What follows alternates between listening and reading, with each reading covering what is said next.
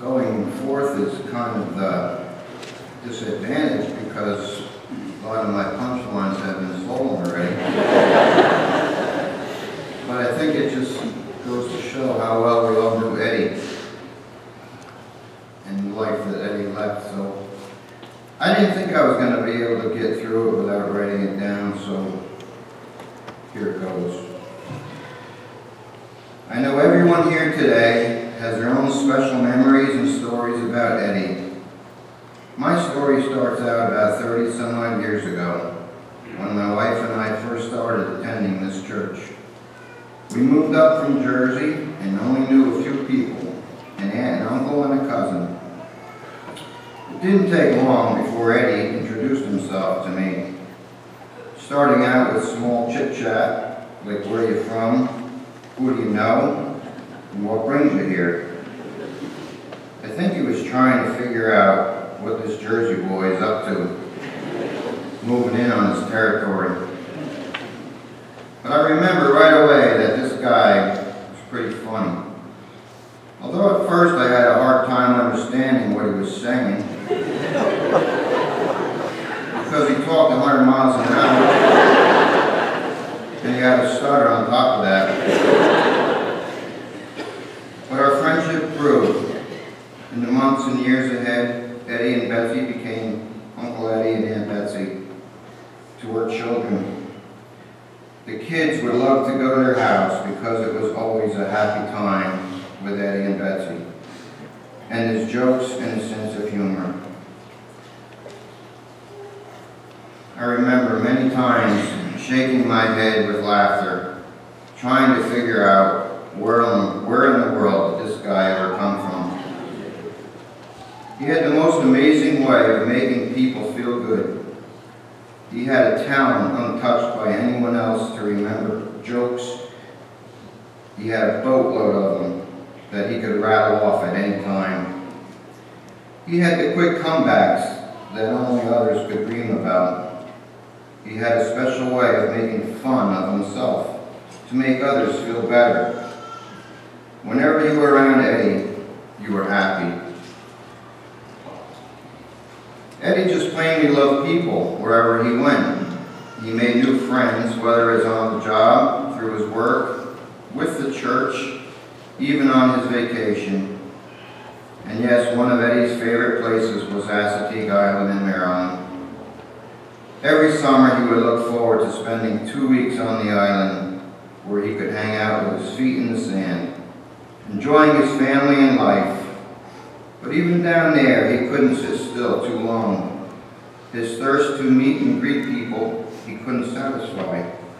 He started out going there when his own parents took him there when he was a teen. And then the tradition continued with his own kids. Even down there, Eddie had friends and made new ones all the time. As said before, he knew people from just about every state, from Canada. He was the mayor of D-Loop. He knew the rangers and the police. He knew the Iceman. He knew the custodians. And he loved every one of them. It's funny though, the guy would never bring a stick of firewood with him. But his pile would be bigger than anyone else. And he wouldn't buy it either.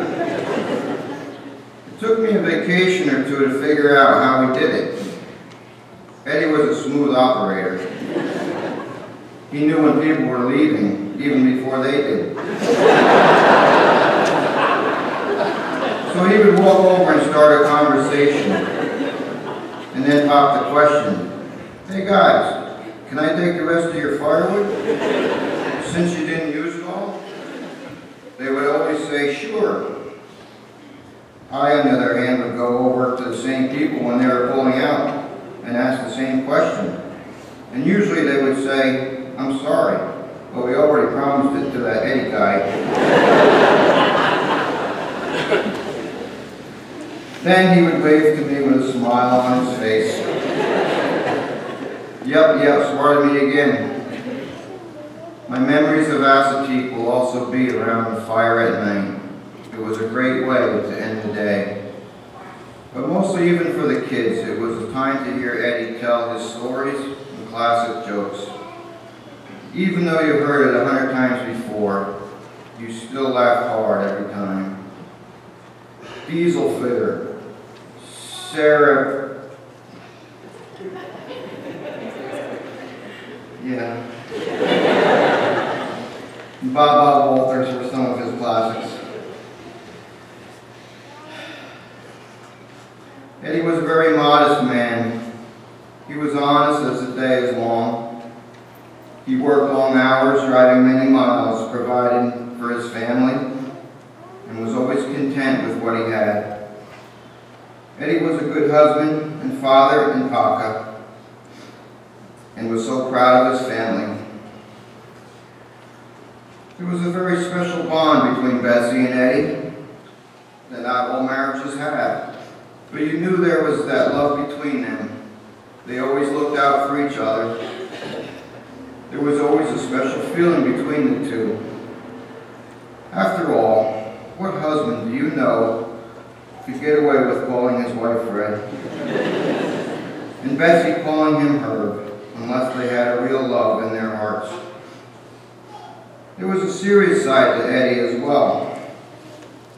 Eddie loved the Lord, and he tried to live his life that way. He had no problem letting others know that he loved Jesus Christ as his Lord and Savior. He showed it through his actions. He showed his love for Christ by serving in this church. As elder, as deacon, he went to Haiti on a mission trip to show his love for others. He loved working with the young people. He truly was a Christian role model.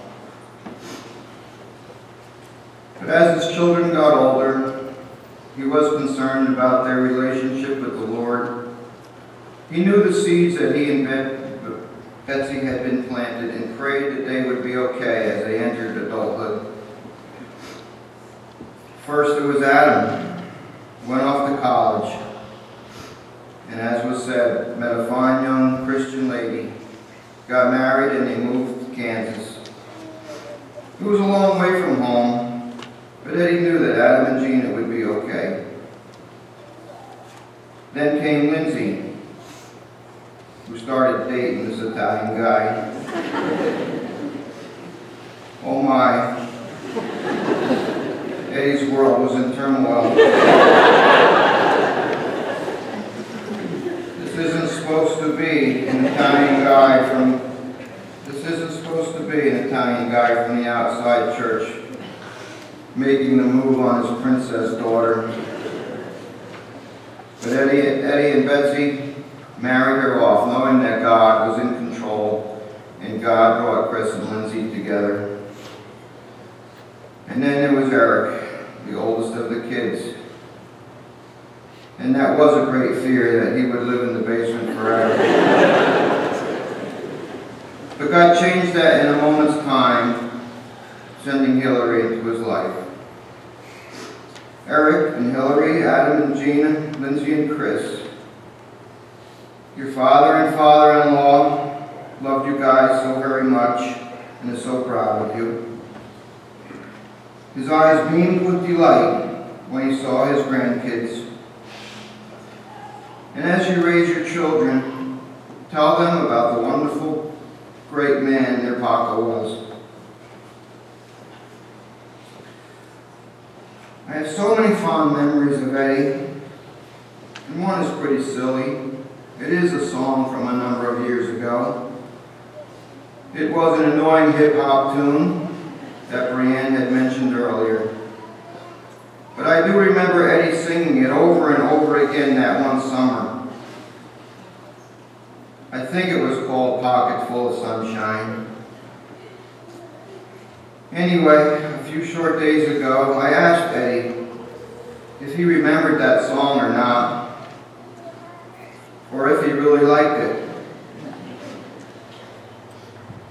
He thought for a moment and said his mind was too foggy to remember, but he probably sang it so many times just to annoy me. Eddie's pockets were always full of sunshine. And I know that whenever I see that green ABF truck rolling down the road, I will see Eddie behind the wheel. And I will laugh and I will cry at the same time.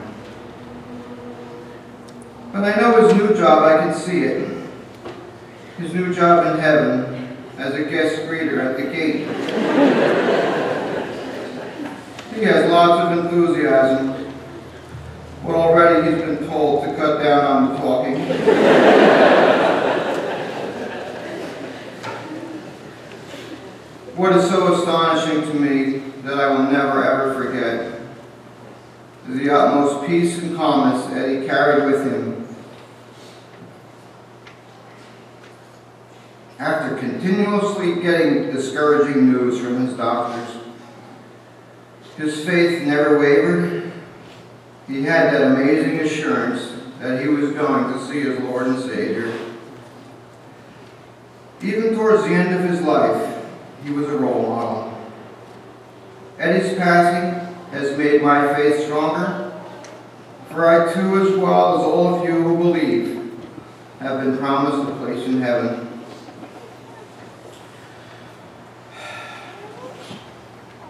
Whenever leaving Eddie and Betsy's house or saying goodbye to him on the phone, he would always send you off with the word, peace. I never really understood what he meant, but it's very clear to me now, our friend Eddie has found his peace. Thank you.